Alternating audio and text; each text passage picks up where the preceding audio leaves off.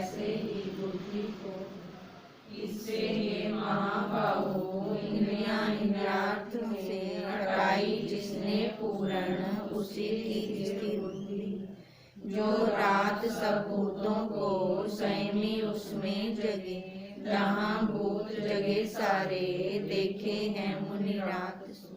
भरपूर रूपी स्थिर हद वाले समुद्र में जो नदियाँ मिले हैं, वैसे घुसे भीतर काम सारे, जहाँ वहाँ शांति न वासना।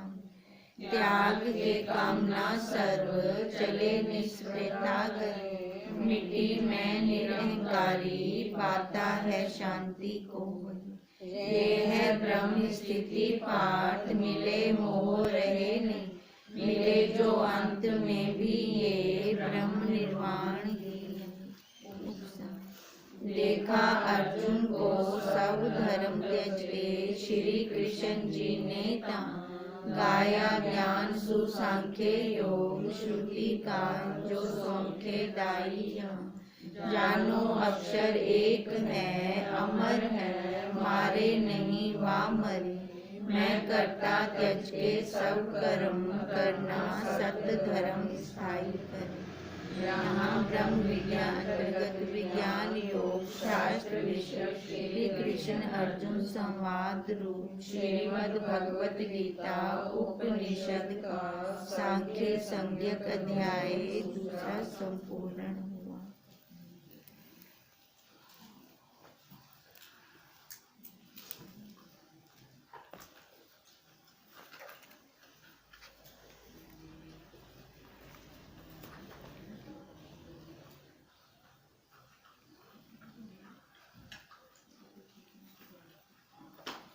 कल हमारा चला था ज्ञान की 7 भूमिकाएं।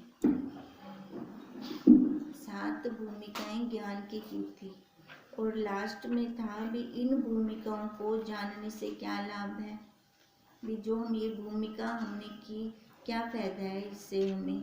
एक तो हम अपनी अवस्था को जान सकते हैं और दूसरा सामने वाले की भी अवस्था को हम जान सकते हैं, और जानकर जीवन मुक्त और विधेय मुक्त इन अवस्थाओं को अपनाने से ही होंगे। पहले 3 अवस्थाएं तो हमें अपनी दृढ़ता पे निश्चय करवाती हैं, उसके बाद जैसे निध्यासन होता है फिर उस परमार्थ के अंदर फिर वो हमारा स्वभाव बन जाता है। अब क्वेश्चन किया ना, इन भूमिकाओं को जानने से क्या लाभ है। अब लाभ कितना बड़ा हुआ कि जीवन मुक्त करके फिर हम क्या हुए बाद में, विधेय मुक्त। अब लाभ हुआ, 84 का चक्कर छूट गया हमारा इससे। अब उसके बाद हमने थोड़ा सा किया था कि श्रवण मनन निध्यासन और साक्षात्कार का स्वरूप क्या है। अब स्टार्टिंग में तो हमने ये किया था कि जो हम श्रवण मनन करते हैं, श्रवण किसको कहते हैं, मनन किसको कहते हैं, निध्यासन किसको कहते हैं। जो गुरुदेव के मुख से हम सुनते हैं वो हमारा श्रवण होता है, और सुनकर जिसका हम बारंबार विचार करते हैं वो हमारा मनन होता है। और मनन उस करने के बाद वो वृत्ति हमारी ऐसे चलती है कि अपने आप निध्यासन होता है। ये श्रवण मनन और निध्यासन का हमने ये कल किया था। अब कहते हैं अगर जैसे ही हमारा निध्यासन होता है तो उससे क्या होता है कि जो फालतू के हमारे संकल्प होते हैं, क्योंकि मन को आदत है, बीमारी है ये बहुत बड़ी, बैठा है खाली तो किसी ना किसी का विचार करता ही रहेगा। विचार किसका आता है, दूसरे का, अपने का नहीं करता ये। अगर अपने का करना शुरू कर दे फिर तो इसको फायदा होगा कि मैंने ये मनुष्य जन्म क्यों लिया, क्यों मेरा जन्म हुआ इस संसार में, मैं क्यों आया। पर ये जब विचार दूसरे का करता है तो वहीं पर ही वो फंसना शुरू हो जाता है। अब विचार करेगा या तो किसी के प्रति राग कर रहा होगा, है ना, पक्की बात है ये, या किसी के प्रति द्वेष की भावना कर रहा होगा, ये भी पक्की बात है। अब गुरुदेव कहते हैं निध्यासन से हमें ये बेनिफिट होता है कि हमारे मन के अंदर जो फालतू का कचरा आता है वो वहीं बंद होना शुरू हो जाता है। गंदगी स्वतः आती है ना, बाकी हमें सफाई के लिए पुरुषार्थ करना पड़ता है। कहने का मतलब है कि वो अपने स्वरूप में फिर आ जाता है। जब सारी वृत्तियां हटा दी उसने बाहर से, अब सारा कचरा हट गया, तो बाकी नीचे क्या रह गया? वो स्वयं, वो खुद है, अपना उसका स्वरूप है। पुनः पुनः इस प्रकार अभ्यास करना, बार बार बार बार। श्वेत केतु को भी देखो 9 बार उद्दालक ऋषि ने दिया था ना उपदेश। अब 9 बार क्यों दिया? कभी ये वाली युक्ति से समझ नहीं आ रहा तो दूसरी युक्ति अपना ले, ये वाली युक्ति नहीं समझ में आ रही तो और युक्ति अपना ले। ऐसे 9 बार अलग अलग युक्तियों से उनको उपदेश दिया। हम देखें हमारे गुरुदेव ने, हमारी जितनी उम्र नहीं होगी उससे ज्यादा हमारे पास युक्तियां होंगी। कितनी युक्तियां दे देकर गुरुदेव ने हमें ऐसे उपदेश दिया है। ये उपदेश, उप मैंने पास बिठाकर, अपने समीप बिठाकर हमें ये महावाक्य दिए हैं। आजकल ऐसे कोई भी नहीं देता, बाहर बाहर से तो होता है पर अर्थ किसी को भी नहीं पता होता। पर हमारे गुरुदेव ने हमारे ऊपर कितनी बड़ी कृपा की है कि फिर देखो उनकी कृपा तो है, अब इस जीव की क्या अपने ऊपर अपनी कृपा है? ये खुद करेगा तो पाएगा। अब इसलिए वो कहा कि निध्यासन, बार बार उन महावाक्यों का चिंतन करना, चिंतन करके फिर अप्लाई करना। अब प्रयोग हम किसी दूसरे पे करेंगे? नहीं नहीं, प्रयोग हमने अपने ऊपर करनी है, क्योंकि हर जीव की अपनी अपनी परिस्थिति है और वो अपनी अपनी परिस्थिति में खुद ही उलझा हुआ है अपने मन के भावों से। अब जैसे उसके मन के भाव होंगे ना, सामने उसको वैसा ही दिखाई देगा। तो इसका क्या मतलब है? सबसे ज्यादा महत्वपूर्ण क्या है? हमारे भाव, हमारे भाव महत्वपूर्ण है। अब इन भावों को अगर मोड़ना है तो मेरे को पुरुषार्थ करना पड़ेगा, क्योंकि गंदगी में तो पानी स्वतः नीचे बह रहा है, ऊपर चढ़ाना पड़ता है, तो हमें हाई वोल्ट की मोटर लगानी पड़ती है। अब मन को हमने ऊपर चढ़ाना है, नीचे तो विषय हैं, विषयों में तो अपने आप जाता है, वहाँ पुरुषार्थ की जरूरत नहीं है। पर जब ऊपर चढ़ाना है, ऊपर क्या है? बुद्धि है ना। बुद्धि किसका साधन है? ज्ञान का। ये बुद्धि हमें बहुत हद तक उसके पास छोड़ के आती है। अब ऊपर चढ़ाने के लिए ये सारा हम पुरुषार्थ करते हैं, है ना। अपनी जो ये क्लास है इसलिए हमें रोज यहाँ से महावाक्य गुरुदेव देते हैं और हम रोज उनका श्रवण मनन निध्यासन करते हैं। फिर जैसे वो हमारे शरीर के लिए दूसरी खुराक हो गई अन्न वाली, क्योंकि वो अन्नमय कोश है तो उसको अन्न चाहिए, और आत्मा के लिए ये अपनी बात चाहिए, हमें अपने स्वरूप की बात चाहिए, ये हमारी खुराक है उसके लिए। अब वही हम डोज यहाँ लेते हैं और वो डोज लेकर, जैसे अन्न खाते हैं तो पावर आती है शरीर में, अब ऐसे उसको डोज देते हैं तो उसका मनोबल बढ़ता है कि मैं ब्रह्म हूँ। अब ये निध्यासन करने पर उसकी दृढ़ता पक्की होती है। जब निध्यासन करते करते सब संशय और विपरीत भावना दूर हो जाती है चित्त से, तो वृत्ति ब्रह्माकार होकर अपने आप में आ जाती है। फिर कहाँ जाएगी वृत्ति? अपने स्वरूप में आएगी, है ना। क्योंकि विपरीत भावना खत्म हुई। हम एक चीज का बार बार अभ्यास करेंगे, अरे ये तो मेरे मन के ही भाव थे, है ना, ये तो मेरे मन के ही भाव थे। अब जब मैंने अपने मन के भावों को हटाया तो मेरे को सामने तो उज्जवल दिखाई देने लगा, जो कि उज्जवलता तो पहले ही थी, पर मैं अपने मन के भावों से वो देख नहीं पा रही थी। अब जैसे ही अपने भावों को हटाया, उससे किसी और को लाभ हुआ? नहीं। अपने मन के भाव हमारे आगे आ रहे थे तो किसी और को हानि हो रही थी? नहीं, दोनों हमारे हो रहे थे, लाभ भी और हानि भी। अब जब तक मैं अपने आप के साथ ईमानदारी नहीं करती, दूसरों की तो बात ही छोड़ दो, है ना, दूसरों के साथ नहीं करनी हमें ईमानदारी, अपने आप के साथ। जब तक मैं अपने आप के साथ ईमानदारी नहीं करती, मैं अपने स्वरूप में नहीं आ पाऊंगी, मैं बाहर ही रहूंगी। क्योंकि वो अंतर्यामी देवता हमारे अंदर है, वो बाहर नहीं है। हमारे अंदर है, और जो अंदर बैठा है उसके लिए तो प्योर चाहिए, प्योर चाहिए। और वो प्योर मेरे को सामने वाला नहीं देगा, मैं खुद उसके लिए प्योर का इंतजाम करूंगी। तो वो इंतजाम कैसे होगा? जब मैं अपने आप के साथ ईमानदारी करूंगी, क्योंकि वो अंदर बैठा है।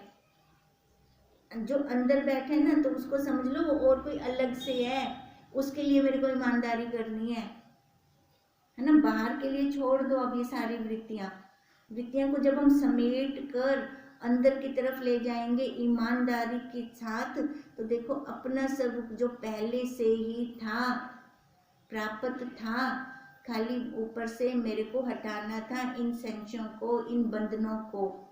और जो बाहर की वासनाएं आ रही हैं मैं मेरे वाली, इनको हटाना था। अब उनको हटाया, वो तो पहले से ही था मेरे पास मेरा स्वरूप।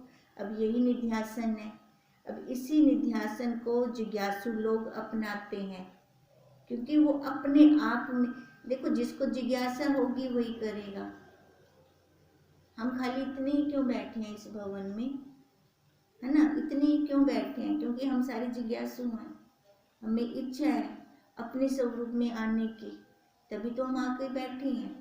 कितनी राजपुरा की कितनी जनसंख्या होगी।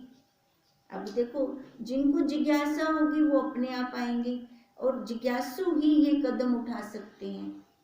बिना जिज्ञासा के कोई कार्य सिद्ध भी नहीं होता। इसलिए गुरुदेव कहते हैं कि किसी अवस्था देश काल में संशय उत्पन्न नहीं होता। फिर एक बार जो जिज्ञासु इस मार्ग पे चल पड़ता है, क्योंकि वो अपनी दृढ़ता से आया है, किसी के कहने से नहीं आया।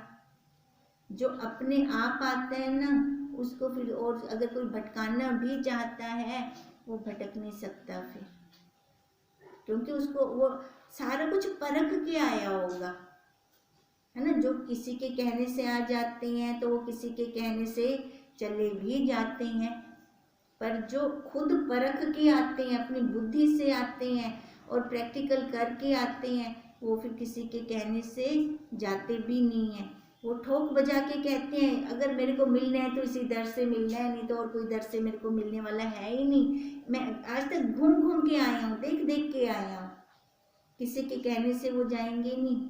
अब इसलिए अपने आप को सर्व में देखें, और सर्व मेरे में है। अब दो से हटाकर कहाँ आ गए? एक पे। अब एक अंदर भी वही, बाहर भी वही, दूसरा तो और कोई है ही नहीं। अब देखने योग्य क्या है? खाली वही। और जिससे देख रही हूँ उसकी सत्ता से ही मैं देख रही हूँ। देखने और ना देखने से भी असंग होकर, देखो अब दोनों को भी छोड़ दो, देखना ना देखना, इन दोनों को भी छोड़कर जिससे मैं देख रही हूँ, वो जो सत्ता है, वो जो निराकार सत्ता है, वही मैं हूँ, वही मेरा आत्मा है, वही मेरा स्वरूप है। ये रंग रूप आकार को छोड़कर, क्योंकि वो रंग रूप आकार वाला नहीं है। वो कैसे है? असंग है, बिना रंग का है, तभी तो उसको बिना अरूप बोलते हैं, है ना। कोई उसका आकार नहीं है, तभी उसको निराकार कहा जाता है। अगर ऐसी उसकी दृढ़ता करे रंग रूप वाला, तो आगमा पाई होगा, आने जाने वाला होगा, और एक रस रहने वाला वही होगा। बस खाली अनुभव, वो सत्ता जो इसको चला रही है, वो कभी दिखती भी नहीं है और है भी, कभी छुपती भी नहीं है और सबको दिखा भी रही है। कैसी वो सत्ता है? कभी सुनने में भी नहीं आती और सबके शब्द सुनवा भी रही है। हर एक चीज उसके अंदर है और सबसे असंग भी है। ऐसी उस सत्ता का जब हम अनुभव करते हैं ना, फिर लगता है वाकई मैं वही हूँ, वही हूँ, वही हूँ। तभी ये शरीर अपना इतना हल्का फुल्का लगता है, नहीं तो बोझों से, टेंशनों से कैसे धसा धसा सा लगता था, बोझल बोझल सा लगता था। उठ के बैठ के कोई काम करने को भी दिल नहीं होता था, क्योंकि टेंशन चढ़ा रखी थी। अब टेंशन किसकी होगी? उसमें तो कोई टेंशन ही नहीं है, वो तो इतना मस्त मोला है। अब उस मस्त मोले के साथ अगर मिल जाते हैं, दोस्ती कर लेते हैं, तो वो भी अपने वर्गा ही मस्त मोला बना लेता है। तो मस्त मोला बनने में ज़्यादा अच्छा है ना। टेंशन लेकर क्या होना है? होना तो वही है जो प्रारब्ध में है। प्रारब्ध क्या मैं लिखने वाली हूँ? हाँ, हम लिख सकते हैं अपने बच्चों की प्रारब्ध। फिर कितना बोझा उठाते हैं, कितना उनका दिमाग खा जाते हैं। हाँ ठीक है, उनको समझ देंगे, है ना, पर पीछे ना पड़ जाएं एक बात को लेके। फिर देखो उनको कुछ असर नहीं होता, फिर ये जीव खुद दुखी होता रहता है, मेरी बात नहीं सुनते, मेरी बात नहीं सुनते। अरे भाई सुनाना क्यों? एक बार बोल दिया, अपना फर्ज निभा दिया, बात खत्म कर दो वहाँ पे। आगे उस बच्चे की अपनी खुद की प्रारब्ध है, वो खुद अपनी प्रारब्ध खुद बनाएगा। हम पीछे ना पड़े, अपना टाइम ना वेस्ट करें। हम कितना टाइम वेस्ट कर देते हैं, ये बात हमें समझ नहीं आती। अब गुरुदेव ने जब से समझाई है तब से असर होना चाहिए, है ना। अब नहीं फिर वैसे करना हमें। सारे अपने अपने भोग भोग रही हैं, कर्मों के भोग भोग रही हैं, पर हम देखें कि हम और तो नहीं बना रहे। अगर वो बात नहीं सुनते तो अंदर कितने कुड़ते कुड़ते और कर्म बना देते हैं हम अपने। फिर क्या आगे से फिर वही नहीं मिलेगा? जहाँ बोएंगे बीज, बीज बोते हैं ये संस्कारों के, हम वहीं से बीज फिर निकलेंगे, फिर वहीं आसे पासे में ही होगा फिर हमारा। तभी कहते हैं बासी रोटी खाना अब बंद कर दें। अब कहते हैं वही अपने स्वरूप को जानकर उससे असंग हो जाएं, और वही तुरीयावस्था बताई थी, जो ऊपर से देख रहा है, अलग होके देख रहा है, यही साक्षात्कार है। अरूप रूप में है, रूप में रहते हुए उसमें दृढ़ता कर लें, यही साक्षात्कार है। और कोई अलग से अपने सामने कहना आवे से भी अलग तो आते आपको दर्शन दे से आपको साक्षात्कार थी से, ऐसा नहीं होगा। खाली वो एक समझ है। साक्षात्कार क्या है? एक समझ है, एक ज्ञान है कि मैं वही हूँ, मैं ये रंग रूप आकार वाला नहीं हूँ। शीशे के आगे खड़े होके बार बार इसको देखो, मैं यह कहनी है, मैं ये नहीं हूँ, मैं ये नहीं हूँ, मैं ये नहीं हूँ। मैं क्या हूँ? वो जो अंदर बैठा इन आंखों से बाहर आ रहा है, इन नाक से बाहर आ रहा है, इन कानों से बाहर आ रहा है। मैं वही हूँ, मैं वही सतचित आनंद रूप हूँ। अब देखो उसका भान हमें पूरे शरीर में है। एहसास होता है कहीं पे भी कीड़ी चल जाए, होता है एहसास हमें, है पूरे शरीर में कुटस्थ रूप में, कुट कुट दे विच भरिया पेन दे विच। पर जागृत अवस्था में नेत्रों में आके बैठ जाता है वो। फिर इन नेत्रों के द्वारा हमारे संस्कार अंदर जाते हैं। हम क्यों कहते हैं आंखें खोलते हैं तो सारे संस्कार अंदर आ जाते हैं? हम आंखें बंद करके ही पहले बैठे बैठे उनके नाल मुलाकात कर गए, तो ये अखियां खोलसन तो कोई ना कोई समानता प्याई हो से कमरे विच, है ना, तो वो सामने आएगा वो मेरे। तो पहले मैं एक बार अखियां बंद करते, क्योंकि जागृत जो थे आन बात से ना वाला अखियां थे, जब तक इतनी दृढ़ता नहीं होती कि हर जगह अंदर भी वही है बाहर भी वही है ना, ब्रह्म भाव वाली दृढ़ता नहीं होती, तब तक ऐसे सही हमने अपना काम करना है। हर चीज की ना दो ऑप्शन हैं, या ऐसे कर लो या ऐसे कर लो। तो हमें जो भी ऑप्शन अच्छा लगता है दोनों में से कोई ना कोई अपनाते चलो, बस छोड़ना नहीं है। इन दो ऑप्शनों को लेना ही लेना है, तभी इस भव सागर में से पार हो सकेंगे। हम चाहते हैं कि लहर को पकड़ के मैं पार हो जाऊं, पॉसिबल नहीं है। तो यही गुरुदेव हमें बार बार समझा रहे हैं, अरे तू साक्षात्कार कर, अरे तू साक्षात्कार कर। करसी तक किमें करसी? अपने स्वरूप में आकर ही कर पाएगी, अपने आप को तू जान पाएगी, जबकि मैं वही हूँ जहाँ मैं देख रही हूँ, मैं वही हूँ जो दिख रहा है, मैं वही हूँ। अब ऐसे करते करते देखो अपने आप से हमें ना राग होता है ना द्वेष होता है अपने आप से, अपने आप से कभी नहीं होता। ऐसे ये सारा मेरा आप है, ये सारा मेरा आप है। अब जब सारा ही मेरा है तो किससे करूं मैं राग? बताओ मेरे को, किससे द्वेष करूं जब हम हैं ही एक है अद्वैत तत्व, वो अद्वैत, उसमें तो दूसरा है ही नहीं। देखो उसके लिए हम शब्दों का इस्तेमाल कर रहे हैं, पर उसके लिए कोई शब्द ही नहीं बनता, वहां पे तो मौन आ जाता है, शब्द है ही नहीं उसके लिए, किस नाम से मैं उसको बुलाऊं।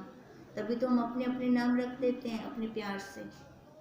अब आगे वो क्वेश्चन करता है शंकावादी, शरीर का आत्मा से कुछ संबंध नहीं, गुरुदेव आप बताते हो कि आप उससे असंग हो। अभी पीछे हम ये जो भूमिकाएं की हैं ज्ञान की, तो इसमें यही निकला है कि वो असंग है, अलग से है, और है भी सब में। अब वो शंका कर रहा है कि आप जो कह रहे हो शरीर का आत्मा से कुछ संबंध नहीं, लोग कहते हैं कि पुण्य पाप का फल मृत्यु के उपरांत मिलता है। अब शरीर का आत्मा के साथ तो कोई संबंध नहीं है, अब पुण्य पाप का फल वो भी मिलता है। कहते हैं जब शरीर तो इसी स्थान पे भस्म हो गया, अब जब शरीर यहीं खत्म हो गया और आत्मा अविनाशी है, वो तो मरती नहीं, फिर अब ये बताओ स्वर्ग नरक का फल कौन भोगता है? आपने तो उसको अलग कर दिया। और ये भी कहते हो कि पाप करते हैं तो नरक भोगना पड़ता है और पुण्य करते हैं तो स्वर्ग भोगना पड़ता है। अब शरीर तो थी भस्म थी गया, ते तुसा आख दो जिहड़ी वो आत्मा है वो हमेशा एक रस रहिंदी है, उहदे विच कोई परिवर्तन ही नहीं हुंदा, उहदे च ना सुख है ना दुख है, तो लइयो नरक स्वर्ग कौन भोग से? ठीक है, क्वेश्चन समझ में आ गया ना हमें। अब उसका आंसर देते हैं कि जब तक जीव को अज्ञान है और यह शरीर के साथ अपना संबंध मानकर चल रहा है, तब तक इसको शुभ भी है और अशुभ भी है ना। एक तो अज्ञान हो गया, अज्ञान किसका है? अपने स्वरूप को ना जान के उसने सत्य किसको मान लिया? देह को, शरीर को। कहते हैं जब तक वो इसके साथ बंधा हुआ है तब तक उसको अच्छा भी लगेगा और बुरा भी लगेगा, क्योंकि वो कैसे कर रहा है? कर्तापन से, मैंने किया। अब जितने भी उसने कर्म किए मैं बनकर किए, तब तक उसको जन्म मरण और स्वर्ग नरक का संशय रहेगा। तभी वो कत्ती की आरतियां होती हैं, स्वर्ग दा वासा थी वे होती है ना, तो इसलिए तो हो रही है कि मैं पुण्य कर्म करा, सवेरे उठते धावा, सुबह नहाऊंगा, कत्ती के महीने में नहाने का बहुत बताते हैं, पुण्य बताते हैं। अब वो मतलब पुण्य कर रहा है, ये उसके मन में भाव है भी करूंगा तो पुण्य लगेगा उससे मेरे को। अब पुण्य लगेगा तो इससे हमें बात क्लियर हो जाती है कि वो जितने भी पाप पुण्य ना शरीर दे है ना, तो इसका मतलब अभी देह से है, देह से कर रही हैं, क्योंकि वो ले रही हूँ ना मैं, वो उठूंगी सुबह नहाऊंगी तो पुण्य है, सारे कहते हैं। अगर नहीं तो अपने हम ज्ञान में होते फिर हम क्या कहते? एक गिलास जल लो पियो, शिव जी के ऊपर डाल दिया, उनको स्नान भी करवा दिया, सारा कुछ हो गया, क्योंकि शिव रूप परमात्मा तो अंदर बैठा है, अंदर है ना, तो वो ऐसे कर लेगा, वो बाहर की क्रिया में अपना टाइम वेस्ट नहीं करेगा।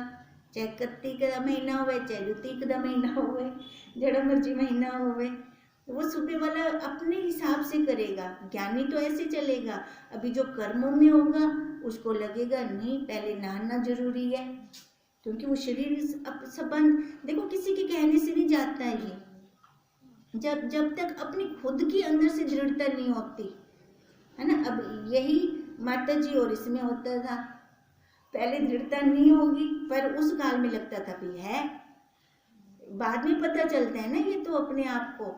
तो वो बिना नहाए बैठ गए आसन पे, तो ज्ञानी के लिए नहाना क्या और ना नहाना क्या, और इसको लगता था कि ये नहा के बैठे, इसने वहीं घंटा चट कर देना पूरा ही आसन पे बैठने से पहले, तो देखो कितना टाइम वेस्ट गया। अब वही अवस्था अब आती है तो खुद को लगता है ना, वो नहाना क्या था, शरीर को नहलाना था? जरूरी क्या था? अपने ज्ञान में उस आत्मा को स्नान करवाना, उसका स्नान हो, वो जरूरी था। पर उसके लिए टाइम वेस्ट करने की जरूरत नहीं है। बाद में भी टाइम है, बाद में भी कर सकते हैं, पर जो ब्रह्म मुहूर्त का होता है वो हम ऐसे वेस्ट ना करें।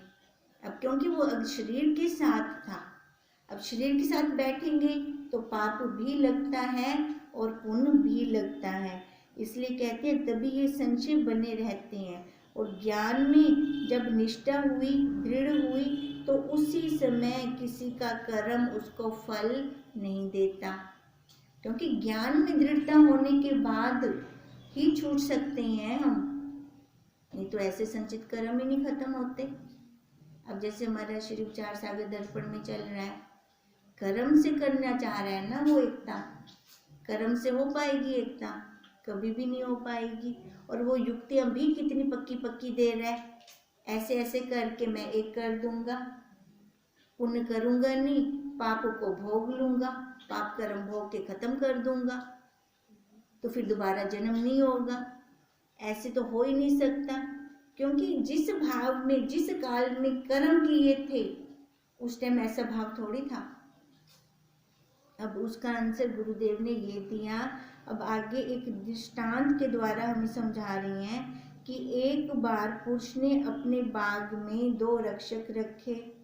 उनमें से एक अंधा था और दूसरा लंगड़ा लूला था, अर्थात हाथ पांव से रहित था। एक दिन लंगड़े लूले ने अपने साथी अंधे को कहा कि बाग में सुंदर सुंदर फल पक गए हैं और सारा बाग फलों से भरा हुआ है, किसी प्रकार इनको मिलकर खाएं। तो मैं तो असमर्थ हूँ, अंगहीन हूँ। अंधे ने कहा, तुम मेरे कंधे पे चढ़ जाओ, जिस जगह चाहो मैं तुझे ले चलूंगा और फल तोड़कर दोनों हम खाएंगे। अब दोनों ऐसे करने लग गए। अब सेठ को पता लग गया, सेठ देख भी आए तो फल हो ही ना बाग में। अब पूछा उनने, क्योंकि उस सेठ ने रखे थे दोनों ये रक्षक। अब सेठ ने पूछा, ये फल कहाँ जा रहे हैं? भी तुम उठा रहे हो? तो दोनों अपनी सफाई देने लग गए, भी हम तो असमर्थ हैं दोनों ही, आप देख लो हम कैसे ले सकते हैं। सेठ ने उनकी बात मान ली। अब रोज ऐसे होने लग गया।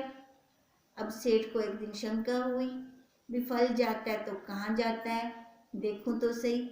एक दिन सेठ छुप के खड़ा हो गया बाहर, तो वो क्या देख रहे हैं कि दोनों उसके ऊपर, जो आंखों से देख नहीं सकता और जो चल नहीं सकता, वो उसके ऊपर बैठ के ये दोनों ही ऐसे फल तोड़ रही हैं। अब सेठ उसी टाइम अंदर आ गया। अब सेठ ने उन दोनों को पकड़ लिया। अब कहते हैं, अब जैसे पकड़ा उन दोनों को, तो अब इसी प्रकार दोनों अब अपनी सफाई देंगे ना, ठीक है। अब ऐसे ही हम लोग भी कर रहे हैं। इसी प्रकार जगत एक बड़ा बाग है और ईश्वर इसका स्वामी है। जीव आत्मा और शरीर 2 रक्षक हैं। अब जीव आत्मा और शरीर कहाँ पे हैं? ये दोनों इधर है ना, जो गुरुदेव कहते हैं हिंदे विच कड़ू लिख देन। अब ये दोनों इधर हैं, जीव आत्मा और शरीर, ये 2 रक्षक हैं, जिनमें से जीव आत्मा हाथ पैर से रहित है, कुछ नहीं कर सकती वो अपने आप, और ये शरीर अंधा है।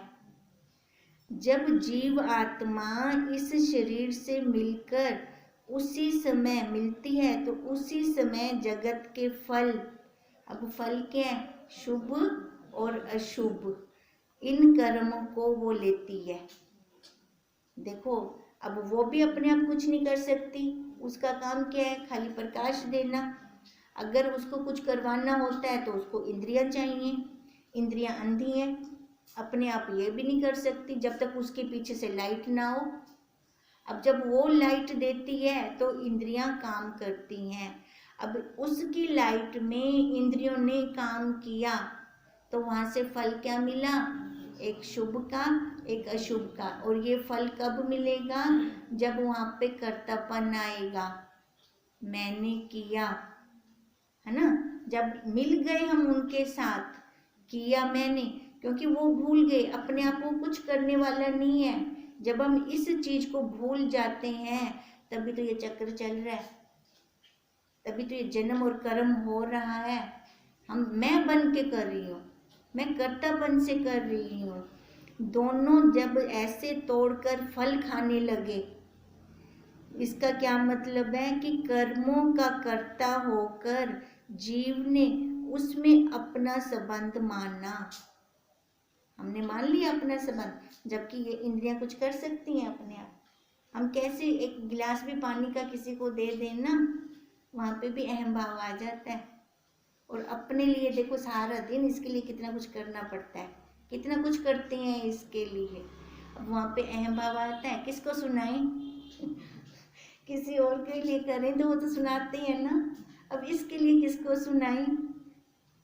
कहते हैं पुण्य और पाप के भागी होते हैं जब इसके साथ हम अपना संबंध जोड़ देते हैं, जिसका फल जन्म मरण नर्क स्वर्ग का भय मिला। फिर नर्क स्वर्ग का भय मिला, जो ये हमारे प्राण है ना, जो रोचक कहानियों वाले हो गए, और जो हम जब कोई मर जाता है तो कौन सा प्राण रखते हैं? गरुड़ प्राण, है ना, कितना भय है उसमें, है ना भय। ये सारा क्यों है? क्योंकि हम अपने स्वरूप की तरफ जाए। कहते हैं इस प्रकार ये सिद्ध हुआ कि शरीर का संबंध ही इस जीव के महा दुख का कारण है। अब स्वर्ग नर्क कहीं बाहर नहीं है, स्वर्ग नर्क यहीं पे है जो हम भोगते हैं। हम अपने लिए स्वर्ग और नर्क खुद खोदते हैं, हमारे लिए कोई और नहीं खोदता। हम वैसे कर्म करते हैं, है ना। अगर पाप वाले कर्म कर रहे हैं तो हम अपने लिए खुद नर्क खोद रहे हैं, यहीं पे भुगतान है हमारा। अब भुगतान कैसे होगा? अब देखो नर्क वाले पाप वाले कर्म तो मैंने किए, है ना, पाप वाले कर्म करते करते मेरी देह पहले छूट गई, उसका भुगतान रह गया है, तो फिर आऊंगी। अब जैसे देखो झुग्गी झोंपड़ी में रह रही हैं तो वो भी जीव ना। अब झुग्गी झोंपड़ी में रहते हुए भी किसी का हाथ नहीं है तो किसी का पैर नहीं है, एक तो वैसे व्यवस्था पूरी नहीं है, फिर ऊपर से अंग भी पूरे नहीं है। फिर देखो उनका क्या हाल होता होगा। एक टाइम का खाना होता है तो 2 टाइम का खाना ही नहीं होता। अब ये क्या है? ये सारे पाप कर्मों का ही फल है। और बहुत ऐसे अच्छी अच्छी कोठियों में है, गाड़ियां, पूरा ऐशोराम है। अब उनको क्या मिला? उनके पिछले जन्म के पुण्य कर्मों का फल मिला। पर यहाँ आकर दोनों ही अपना उद्धार कर सकते हैं। इसको मृत्यु लोक कहा गया है। इस मृत्यु लोक में आकर स्वतंत्रता तो भगवान जी ने दोनों को दी है, दोनों को दी है स्वतंत्रता। यहाँ आकर वो अपना पुरुषार्थ कर सकते हैं और लाइफ में एक टाइम भगवान जी सभी को देते हैं, चाहे वो झुग्गी झोंपड़ी में है चाहे ऐशो आराम में रह रही हैं, छूटने के लिए, उनको अपना पुरुषार्थ जगाने के लिए।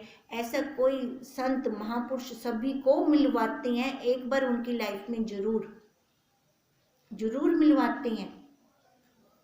वहां पे अगर वो सजगता के साथ जग जाते हैं तो आगे निकल जाते हैं, अगर वो सजगता के साथ जगते नहीं तो उनका चक्र फिर वैसे ही चलता रहता है, क्योंकि उनको कोई फिर बताने वाला नहीं होता। वहाँ पे उनका अपना पुरुषार्थ काम आना था, वो जो कि उन्होंने वहाँ पर किया नहीं। अब क्या क्वेश्चन था?